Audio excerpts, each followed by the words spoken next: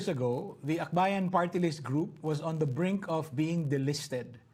Now it has roared back to life, winning 3 seats in the 2025 midterm elections and gaining the most number of party list votes in history, almost 2.8 million votes.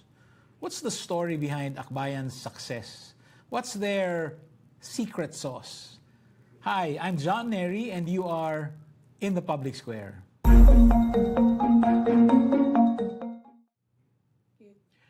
Akbayan's 3 representatives in the 20th Congress are Attorney Chel Diokno, Representative Perci Cendana, and Haima Kiram Ismula. To that list, we must add 2 names that the public is already beginning to know. Rafaela Paeng is President of Akbayan, and Justine Balane is Akbayan Youth chairperson. Paeng and Justine join us today. Welcome back, Paeng and Justine. Thank you for joining us in the public square. Hello, Sir John. Nice to be back. John. Let me start. Paeng first and then Justine. What was the most surprising thing about your party's victory? Paeng? Oh, okay. I think the scale of it. Kasi, leading up to the elections, syempre may kaba. Pero parang I know we did what we could. And talagang todo bigay yung members namin from all around the Philippines, even outside the country. And we knew our supporters were standing up for us.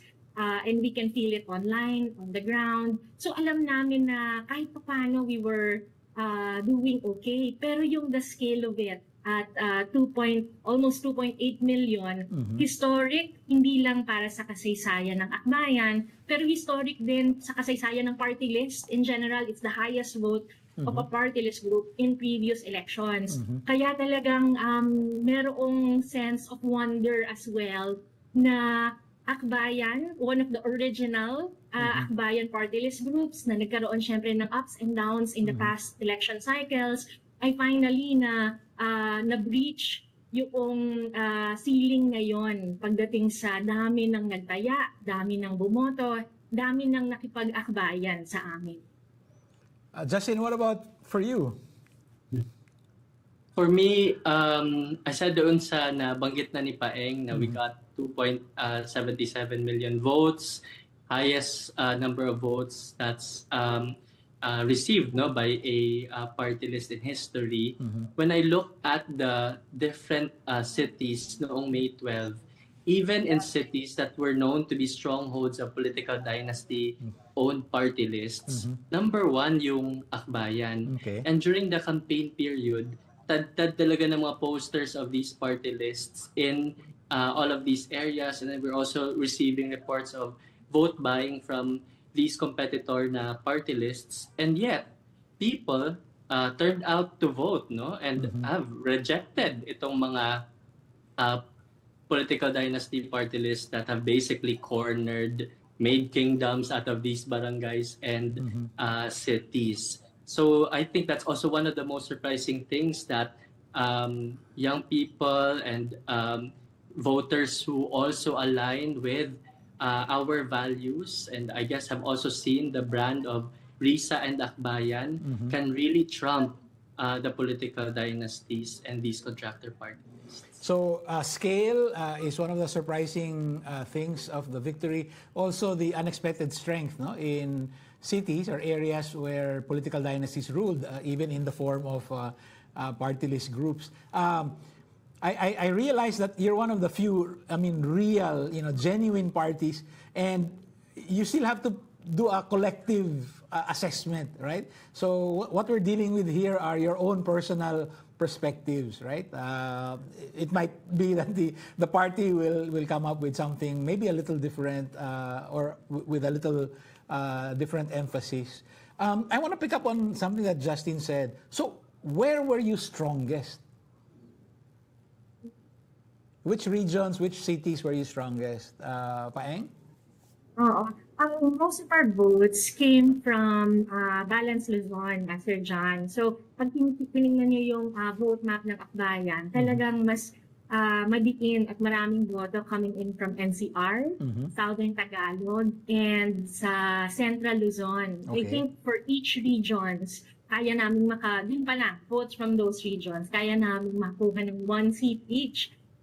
Although kahit doon pinakamalakas, we were pleasantly surprised also to get high votes even in Visayas and even in Mindanao, kung saan we were faring not so well nung nakaraang mga surveys. Kaya talagang nakita natin na talagang across the different regions, tumaas din talaga yung boto ng Akbayan.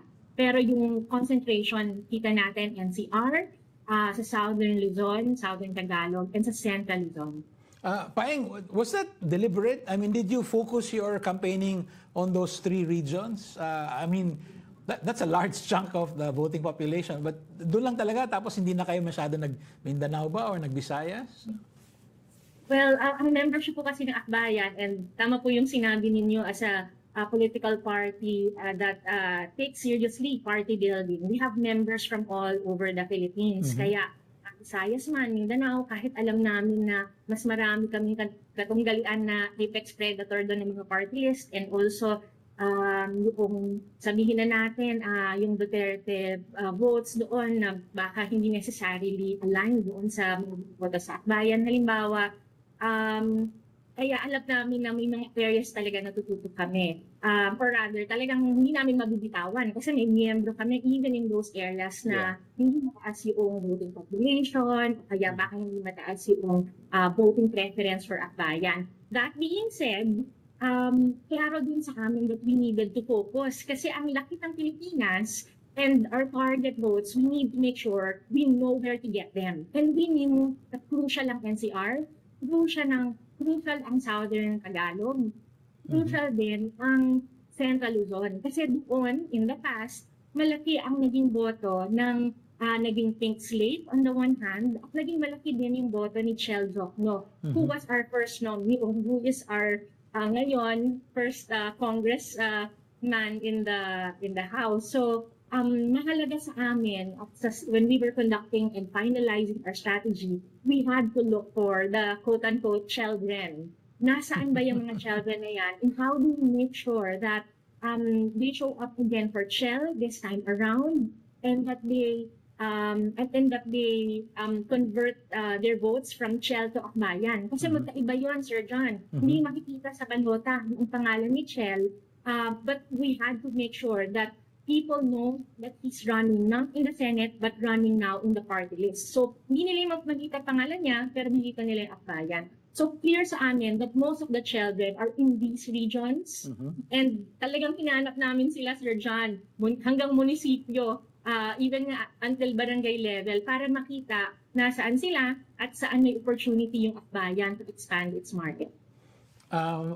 That's very interesting. Justine, as Akbayan Youth Chair, can you tell us, ito bang children ni Chel Diokno, is that a matter of age? Are we talking about really young people here? Or is it a matter of attitude? Ano bang nakikita mo dito? Actually, halo-halo talaga, Sir John. Pero what we observe na sumasama in our house-to-house, in our online activities, marami ang mga Gen Z and millennials. And what Paeng said na we really need to look for where the children are, that also really shifted how we do or how we did our campaigning. Like for example, ngayon we really had to build messenger broadcast channels because we know that that's the fastest way for us to reach our groups that are largely online.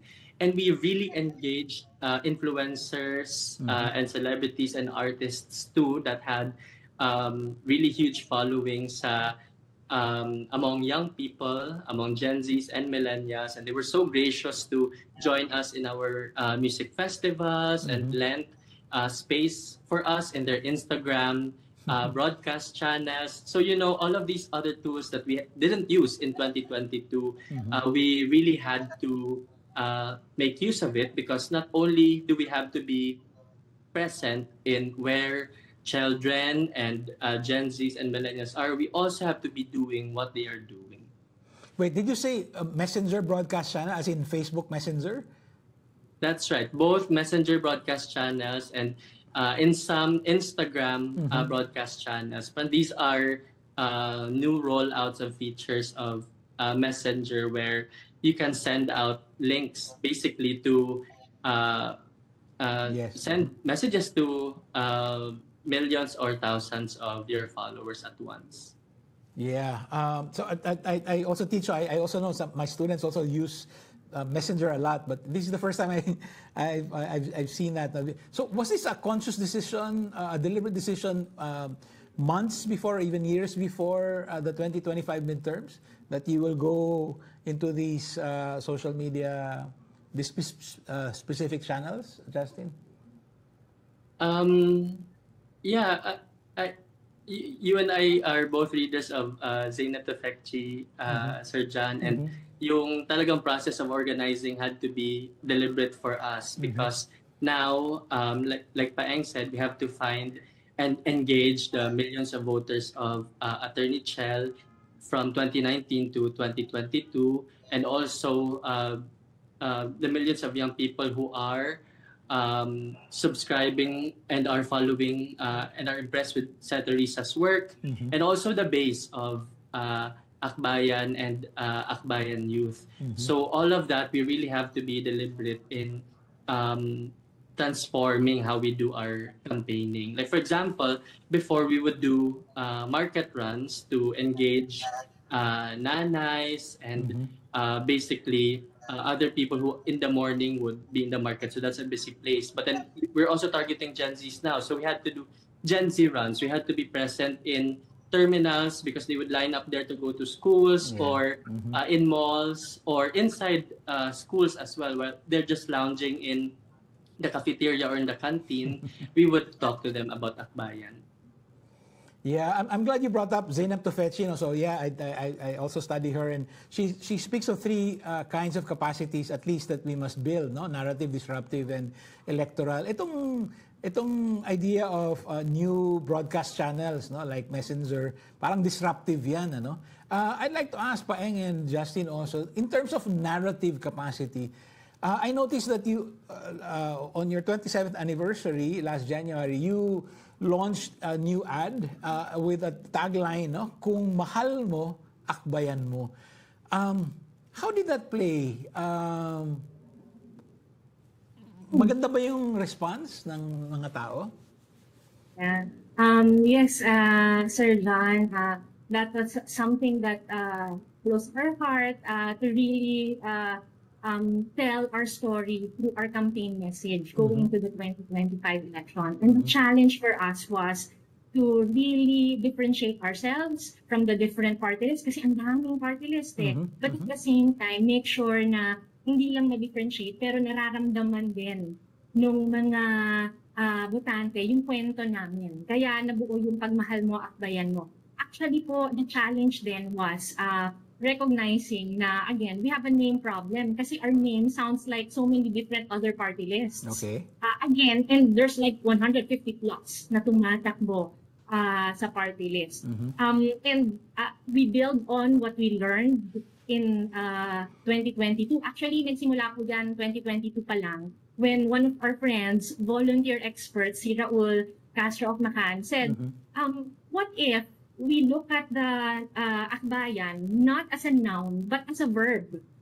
We use it as an invitation for you na mag-akbayan rather than a noun. And that for us was quite, in a way, revolutionary. Just changing how we use our party list name, our party name, already changes the emphasis. Kasi kapag akbayan, ang emphasis nandun sa bayan, ngayon, akbayan, the emphasis goes doon sa pag-aakbay. Akbayan mo.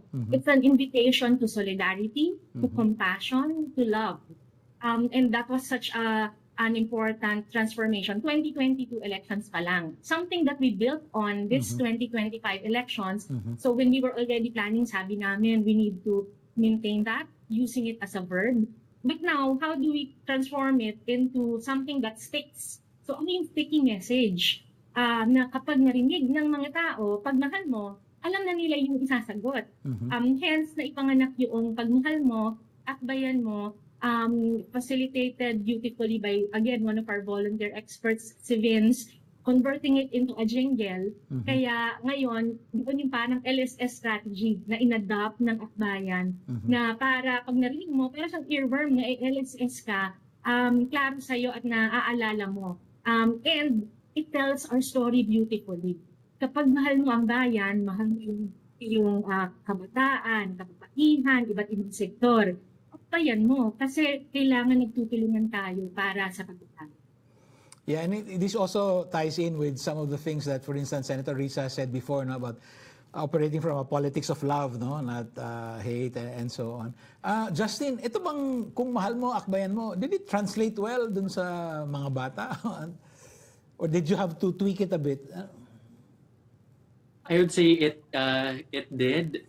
Almost automatic, Sir John, in our campus caravans. Pag sabihin mong pagmahal mo, akbayan mo is the Response. automatic na response. And then may mga iterations na nga that I see online. So they've also mimified yung slogan. But I also think that beyond the tagline, we in our campaigns, no, we also really lived it out in the different issues that came out during the campaign period. There was a planned LRT fare hike sometime at the start of the year. Perci Cendana spoke out about it. And that was one of the campaign messages that really resonated with people, that kailangan natin akbayan ang mga commuters as well. And akbayan din ang mga mangingisda sa West Philippine Sea. We had a campaign to teach West Philippine Sea history in our schools that also fared really well among young people online and for those who are reading the news. Yeah, can we talk about those two things that you just raised, no? Yung yung West Philippine Sea issue, no? Si Paeng was the leader of this attempt, no, to civilianize the West Philippine Sea issue, di ba? Yun yung ginawa niyo, no? So you brought all those people there, yung itong atin to. Did you was that part of the appeal of Akbayan in this election? Did it have a role to play in this election, Paeng? Yes, sa tingin po namin, this along with other campaigns really helped, but particularly this campaign kasi it was something that also shows yung mga voters a different kind of activism and a different kind of active citizenship. Na it can be peaceful, it can be creative, even in the face of a giant enemy.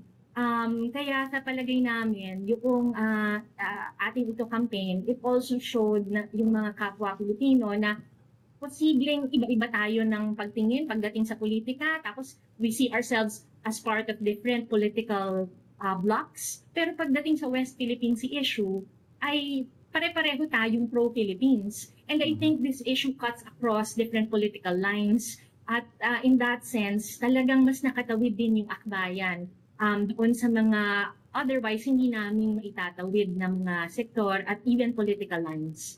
Walang exit surveys this time around, no? So sayang, marami sana tayong maano doon, no? Makukuha doon. But I was wondering, Paeng, itong atin to issue, do you think it had an impact maybe, let's say, on the northern part of NCR or the western part of Central Luzon? May dating ba siya? Well, yun po yung what we were hoping for. Kaya po halimbawa may mga ilang kaming social media posts na mas West Philippine Sea yung tinututukan, that we targeted some of our limited boosting doon sa mga areas halimbawa na facing the West Philippine Sea at saka sa Northern Luzon. So, yun po yung isang aspiration sana na kahit pa paano nakakatawid. May isa pa kaming indication na nakita, Sir John, again, indicative, ang hirap din kasi without an exit polls, pero may isang survey kami nakita na yung mga Akbayan voters, they vote for us at mataas pa nila yung issue ng peace and security. this for us was an interesting indication It is na interesting. bakit kaya ng Akbayan na align doon. And for us, one of the top campaigns that Akbayan has been at the forefront of is yung campaign nga sa West Philippine Sea. At shout out na lang din, Sir John, kasi next week babalik po tayo. Sa West Philippine Sea, may third mission pong pinaplano. So it's something na beyond elections, at ang Akbayan naman hindi lang pang-eleksyon, tuloy-tuloy pa. Wow, that's something to look forward to. Justine, you gave the example, no? Inakbayan ninyo yung mga nag-complain sa MRT fare hike and so on. Also, the very first impeachment complaint filed against Vice President Sara Duterte, it was Akbayan Party List Congressman Perci Cendana who endorsed it, no? Sa tingin mo ba may impact yun sa campaign? Did it have an appeal to the voters?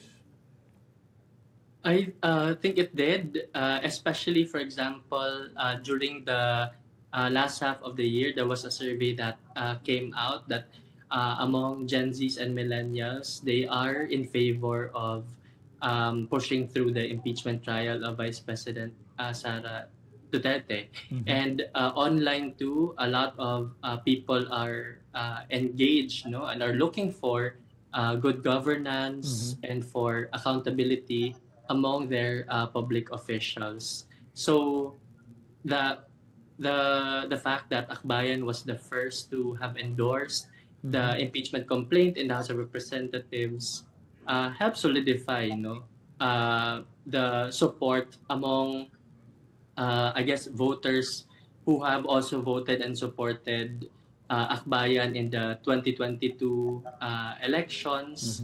And at the same time, I guess opposition voters as well helped galvanize that support for Akbayan Party List. No, I'd like to ask both of you, what do you think of the analytical framing na kasi nagbabangayan yung dalawang malalaking dynasty, Marcos versus Duterte, nakalusot si Senator Bam, Senator Kiko, pati Akbayan. But if you say that your endorsement of the first impeachment complaint had an impact, that doesn't make you parang neutral, di ba? Parang can you help me think through that, no? Kasi narinig ko yan parang may puwang kasi nag-aaway yung dalawa kaya kayo nakalusot. Paeng, first? Definitely yung context matters, Sir John. Ang sabi nga natin, nung nag-breakdown yung unity, may mga na-orphan na nalilito, akala nila merong unity pero wala pala, and naghahanap ng political home. And an alternative force should be able to do that. Pero I think context aside, and of course, all political context kailangan natin i-maximize kung yung mga openings. I think that narrative should also be balanced by recognizing that it's not just about the context that the Dutertes versus Big M provides, pero yung todo-todong pagsasama-sama ng volunteers and yung momentum na na-built from the previous elections to now. So this is also a product, not just by context, pero by people who learned from previous elections. Kahit papano, ang sabi nga natin, ang electoral exercises should, para yung exercise ng ating electoral muscle and campaigning muscle. And I know that many of our volunteers, na yung iba, mga first time nagkampanya noong 2022, ngayon mas bihasa na, mas marunong na makipag-usap, house to house, tao to tao campaign, yung mga bagong platforms, medyo mas nagiging bihasa din tayo para under the radar, kung yung poster nila, tadtad sa labas, nakakausap na natin sila, yung mga botante pala online. So I think it's also an addition of internal strengths that our campaigners have gained. Kaya ang tawag po talaga natin sa kampanya natin, it's a people-powered campaign. We allow for a space for people, different sectors, marami kabataan na magsama-sama para gamitin yung natutunan sa nakaraang kampanya at ipakita na mayroong alternative platform for people's issues to be at the center of the campaign. Thank you. Justin, ikaw? Yeah, I agree with Paeng. Parang it's undeserved credit for either BBM or Sara to say na that's why nakapasok si Bam and si Kiko and Akbayan Party List. Because if you can see, di ba, we were all surprised by the results because it really upset what was the months-long na survey results na wala sa top 12 si Kiko and si Bam and even Akbayan. It didn't really show in the surveys that we would be top 1. So I guess a lot of young voters turned out to vote because they resonated with messages of free education, of solving our food systems problems, of being in solidarity with fellow Filipinos. I think those are messages that really resonated with people too, because if we also just zoom in on Akbayans party list votes nitong elections, that's around siguro if you total all of the party list votes in the in our coalition on 2022, that Akbayan's votes now is more than the total party list votes under that coalition. And 2.77 million is also around a third of newly registered voters or first-time voters for 2025. So the youth vote is a huge factor. And second, this 2025 elections is also a referendum on Risa Ontiveros as the sole principled opposition leader in the Senate. So I think people really like what she's done. She's taken action against pogos, itong mga cult leaders, corrupt officials, human traffickers. And when she said in 2025 na kailangan niya ng mas maraming allies, mas maraming kaibigan sa Senate and sa House of Representatives, the voters, ang taong bayan, pinagkatiwala to Kiko, Senator Bam, and to Akbayan Party List to continue the work of Senator Risa in the past 3 years. Yeah, in fact, that's going to be my next question. How much was Senator Risa a factor? I noticed, if I'm not mistaken, dalawa lang yung party list na naglabas ng mga campaign materials na nandun din yung so yung Axis, so yung sa mga Tulfos, tapos nandun din si Erwin Tulfo, no? Tapos yung Akbayan, nandun si Chel, at saka nandun din si Risa, no? So obviously that was a deliberate strategy on your part, right? No? To use some of the goodwill that Senator Risa had generated through the Pogo hearings, through the principled stance as an oppositionist, and so on. So anyway, so napag-usapan na natin, so we are surprised by the scale of the victory. It's really stunning. Also by the unexpected strength in different areas, and urban areas previously dominated by political dynasties. And we looked at different factors. So we talked about the atin ito, meaning the messaging, the conversion from noun to verb, and then the extension to Akbayan, kung mahal mo, Akbayan mo. But also that Chel Diokno factor, right? I mean, Paeng, did you have a hand, did you play a hand in getting Chel to run for party list? I do remember that last year, I think sa Sinulog, Risa accompanied Bam, Kiko, and Chel, no? Parang nagpapakita na sila. But eventually, Chel decided to move to party list. What was the party decision-making process like here?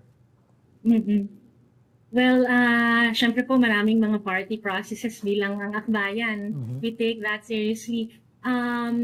Interesting po kasi nga with 2019, which saw a defeat of many of our opposition candidates, and 2022 din, na si Risa lang yung makalusot sa ating Senate slate, it was clear that we have to be both principled but also pragmatic in engaging elections para makita natin ano ba yung path to victory.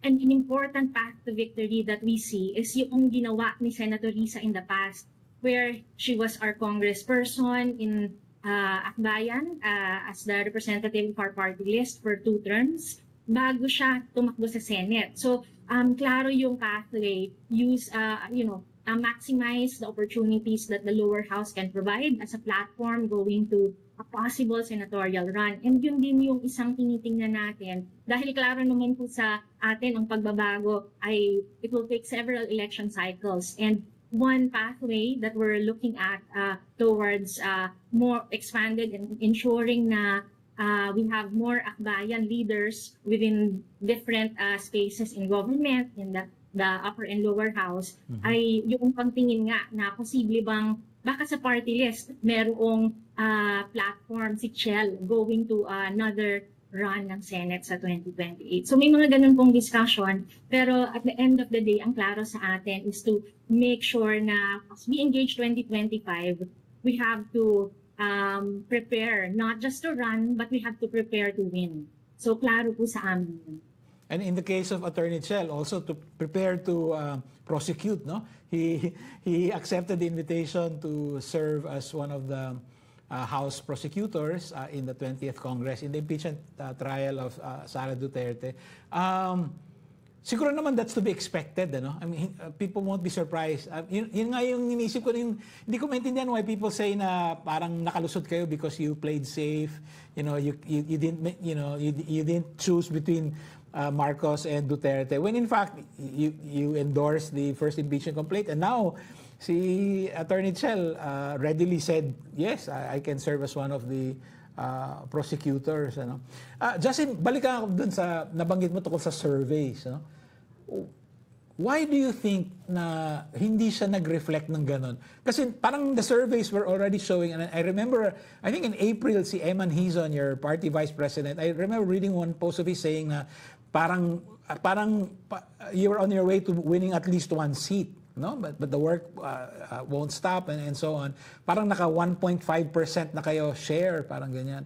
But now you have over 6% share of the party list vote. Bakit kaya hindi nakita yun ng surveys? I think because karamihan sa mga kabataan who in the past months in campus surveys, ang daming mga campus polls na number 1 yung Akbayan party list. Yes. So from that, we can see na among college student and senior high school student voters, their party list of choice is Akbayan party list. I haven't really talked to any of the survey firms or friends and allies there, pero it could be na the methodology has not reflected or not able to capture yung sentiments of those who are present in these spaces, in campuses, etc., who also form a huge majority of the voters. So I guess that's one explanation. Hindi fully na cover itong mga Gen Z and millennial voters. And in campus surveys ay nagtatap ang Akbayan party list. Allow me to go back into your party history.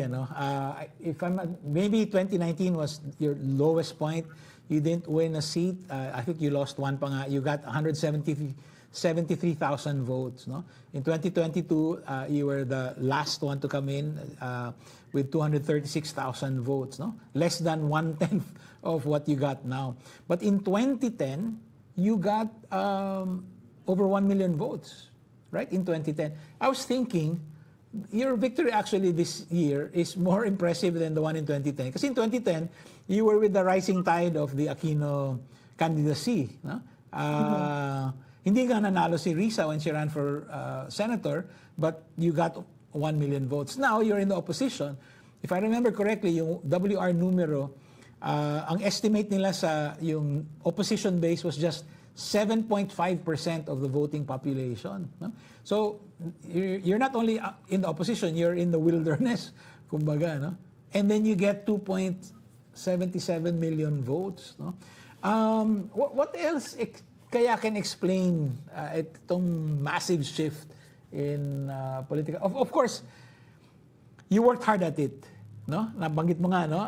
You took one narrative in 2019, 2022, and you tweaked it to make it better. You didn't give it up, no? In 2025. What are some of the other factors which explain itong resurgence ng Akbayan? Paeng first? Yes. Sa tingin ko po talaga pinagsama-sama siyang iba't ibang Ricardos. Yun din po yung sinasabi namin lagi na in creating that path to victory, dapat may mga elements at Ricardos na pinagsasama-sama. So yung sinabi niyo, Sir John, kanina, na ano ba yung secret sauce? I think it's a lot of different things from really people-powered campaign na meron kang volunteers on the ground, online, etc. Tapos, you have a compelling message that captures our story. And then you have cases that also embodies yung mensahe na yon in the face of Chel, in the face of Risa.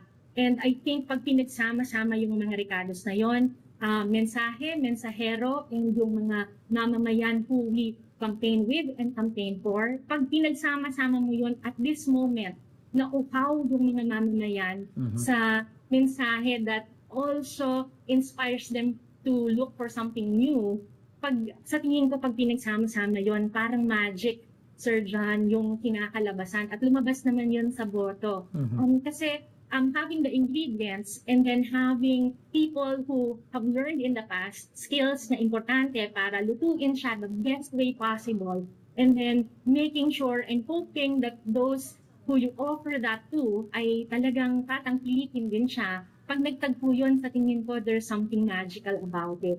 And I think, especially with what Risa has been doing in the past, I think magna 9 years na in the Senate, kitang-kita yung kanyang, yung klase ng politika that is unbothered by the politicking of giant families, pero maraming nagagawa at maraming napapatumbang mga scam hubs, pogos, even cults. Yung ganong klaseng politika na women business and it's for the people, I think uhaw yung mga mamamayan for that. Kaya handa sila sa ganitong klaseng putahe na in-offer ng Akbayan. Justine, what about you? What's another ingredient in the secret sauce?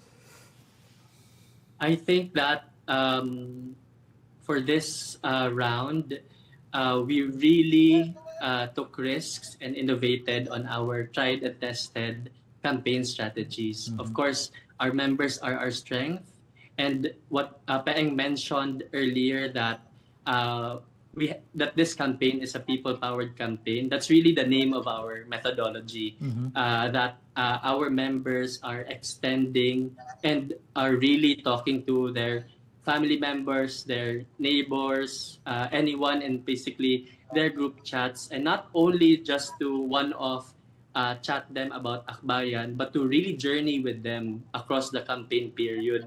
And that they're also empowered to campaign and to multiply further. So that's our people-powered campaign. And second,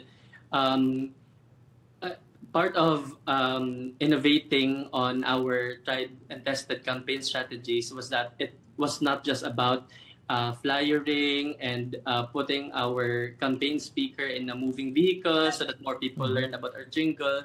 We really listened to our volunteers too and leaned in on what they are used to doing. So now you have volunteers in San Jose del Monte.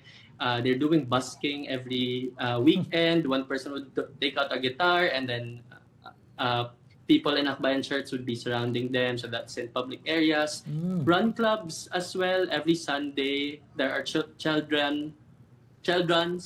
They would just jog around and run around busy areas. And they're in Cebu. I've also heard of drag shows, drag queens that are also supportive of Akbayan, Kiko, and Bam. So again, people-powered campaign. It's not that we tell them what they should be doing, because it has worked for us since 1998. But they really also took on all of these things that they know really connect to their fellow young people. Siguro may main... Go ahead, Paeng. I recall lang yung sabi namin, okay, wala tayong pera, guys. Pero yung kayamanan natin ang gagaling sa isa't isa. It was clear for us that we can't build a relationship of patronage. Ang kailangan build natin ng relationship, yung relationship na alam lang, kapag bayan ka, kahit magkakasama, magkakapit-bisig tayo. So, at the heart of our campaign was building relationships, and hopefully relationships of empowerment.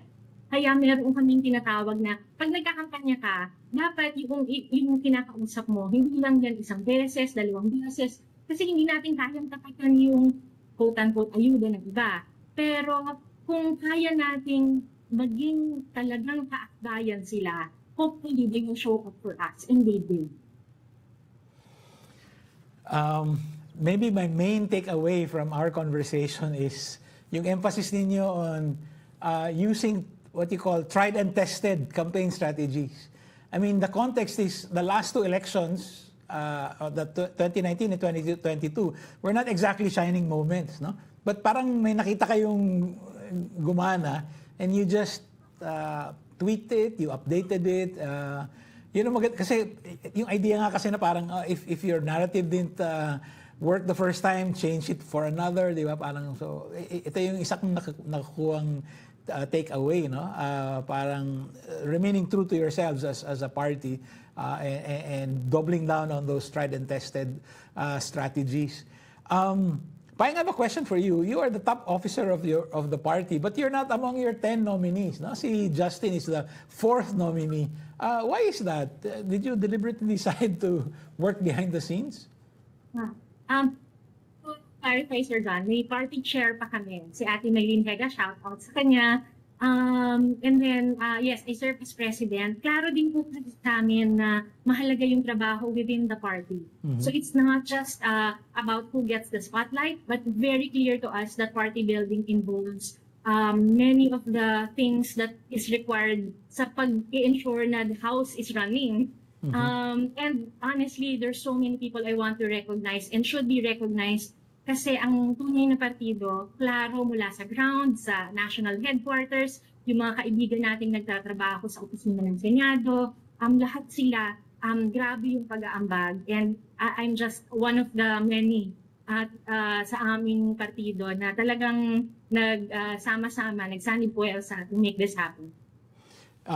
Full disclosure to the audience, I was invited twice by Akbayan to speak at their anniversaries in their 16th anniversary and then also this year in their 27th anniversary. In last January, I saw something. No? They even raised funds among the members. No? Parang umabot yata ng 150,000 in like 30 minutes and so on. Ang tanong ko lang, nabanggit mo yung wala kayong pera and so on. So, was all the money raised among members or were you able to also reach out outside of your membership, Paeng?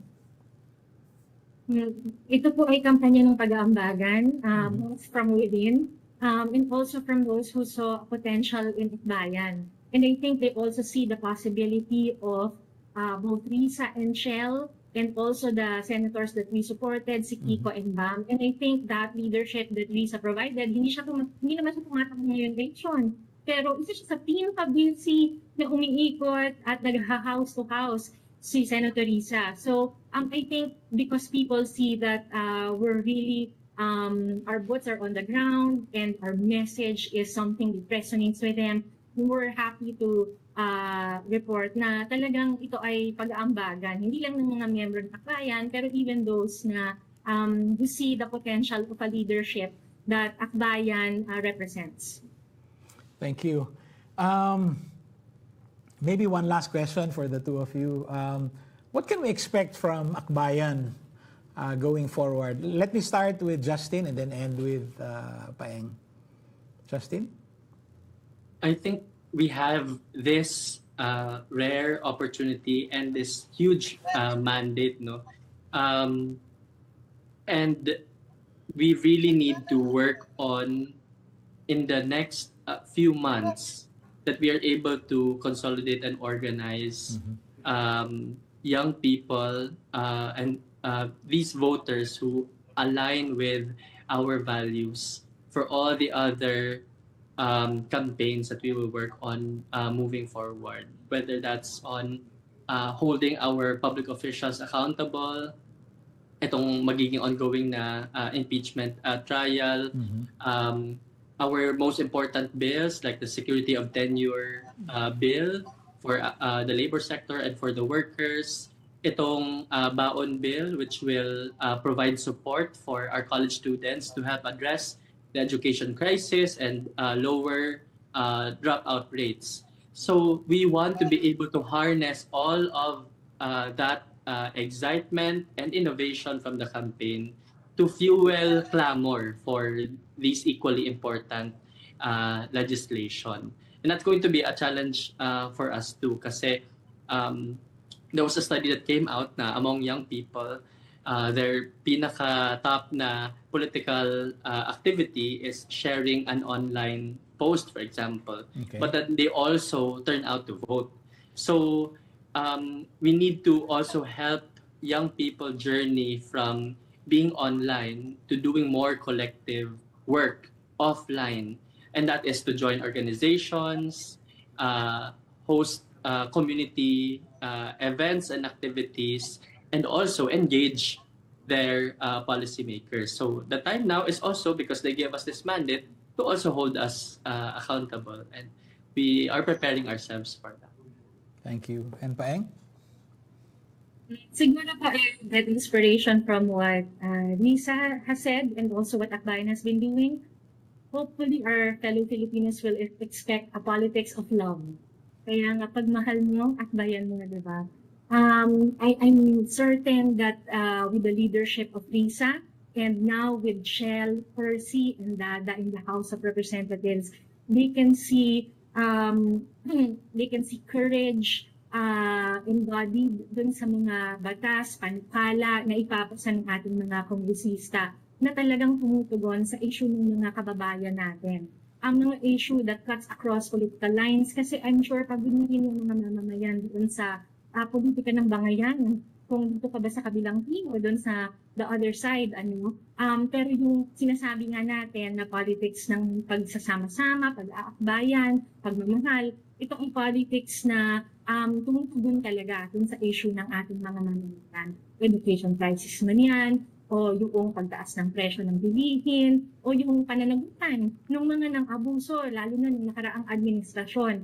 Makikita nilang matapang ang ating mga akbayan na nasa Kongreso na itataguyod, ipapanalo ang kanilang mga issue at kanilang mga issues.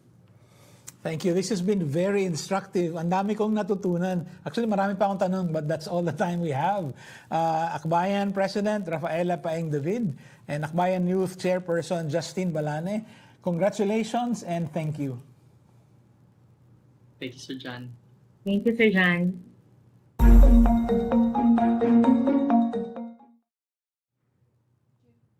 That's it for us today. The next step for engaged citizens, as always, is to take a more active part in the democratic project. Please download the Rappler Communities app and join the chat room of your choice. Thank you. This is John Nery. See you in the public square.